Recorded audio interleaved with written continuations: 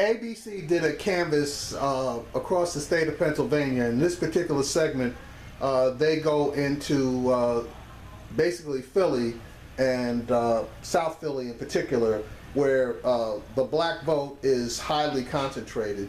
And I think some of the on-the-ground statements of the residents there are quite telling. Donald Trump dancing and clapping along in a Detroit church yesterday, part of the Republican nominee's recent outreach to African Americans. That includes a softer tone and talk of discrimination and lack of opportunity. But is it working? Trump needs to do better with black and Latino voters, especially in Pennsylvania, the key to a Trump victory.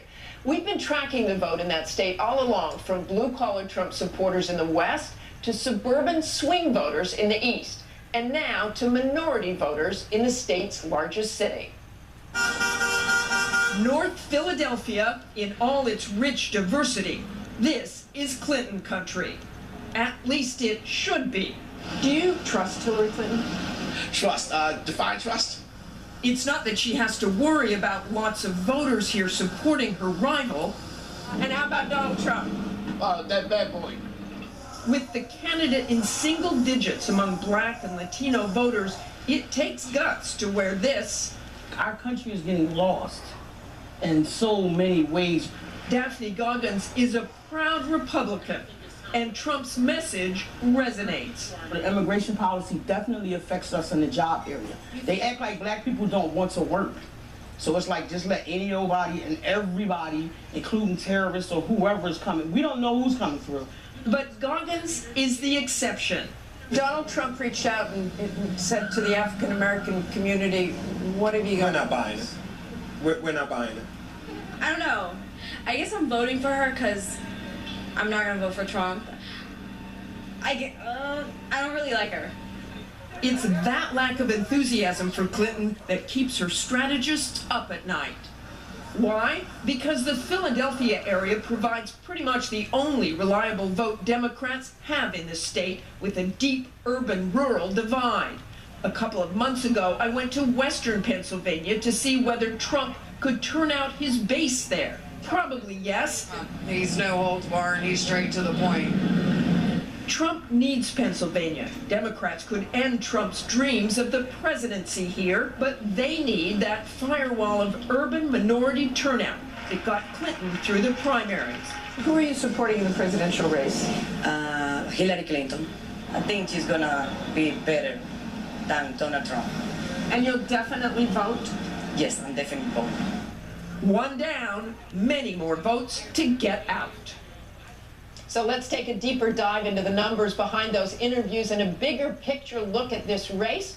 Joining us now, ABC News contributor, Republican pollster Kristen Soltis Anderson, and Democratic pollster Margie O'Mara. Together they host the podcast, The Pollsters. Welcome.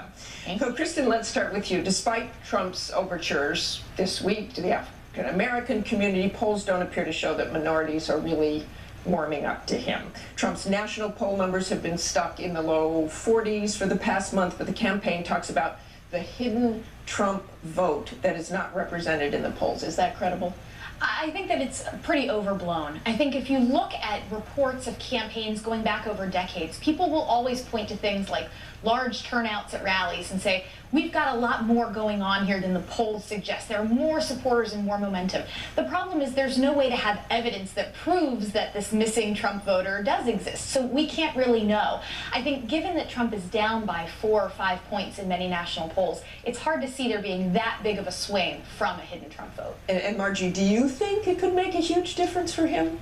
So there may be some differences between polls that are done through live calls versus online. Perhaps there's some social desirability bias where people feel like they don't want to say to a live person that they're voting for Trump. That's not a secret weapon. That's a sign of real weakness. I mean, that's the same effect that is causing Republicans to endorse Hillary Clinton. That's causing Donald Trump to be more unpopular with Republicans than Clinton is among Democrats. This is not a strength. This is a real weakness. Okay, let's talk about the high unfavorability of Hillary Clinton in particular. A month ago, when you were on the show, You told me that it's yet to be determined whether Clinton had actually improved favorability numbers or whether it was just a post-convention bump.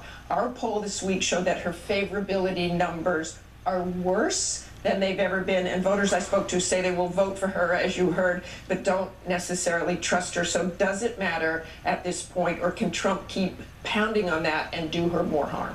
Well, one of them is going to win likely with some unfavorables. No disrespect to Gary Johnson, he doesn't seem to be taking off. So you see now, even in a regular election, which this is clearly not, candidates become more unfavorable as they get closer to election day because ads are going on. You have debates, obviously. You have a lot more heated coverage as we head to election day. And I think there's more openness for Clinton's favorabilities to move, given how they were after the convention, given that she has been net favorable up until this past year, while at the same Washington Post ABC poll going back to 1999, Trump has always been net unfavorable. So Kristen, should Trump keep highlighting this mistrust of Hillary? I think absolutely. I think because right now she has a lead that is commanding, but in some ways fragile. Because there are so many voters who are choosing between Clinton or Trump, but who really don't like either of them, that's a very fragile place to be if you are supposed to be ahead by 4 or 5 points.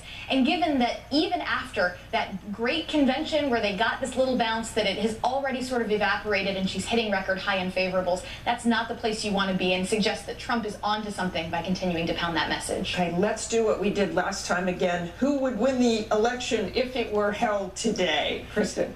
So I believe Hillary Clinton would win the election if it was held today. I go back to the exact same map that we had Obama versus Mitt Romney in 2012. I don't make many changes. The biggest change I've made in the last month is flipping Ohio back into Clinton's camp. And Margie?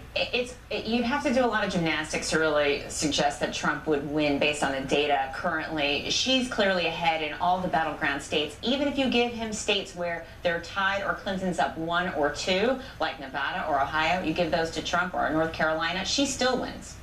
Okay, great. It's so great to see both of you, and we will have you both back soon for regular checkups. Okay, thanks. All right, I thought that was pretty interesting, especially the initial part of the clip with the Philadelphia voters expressing their opinion.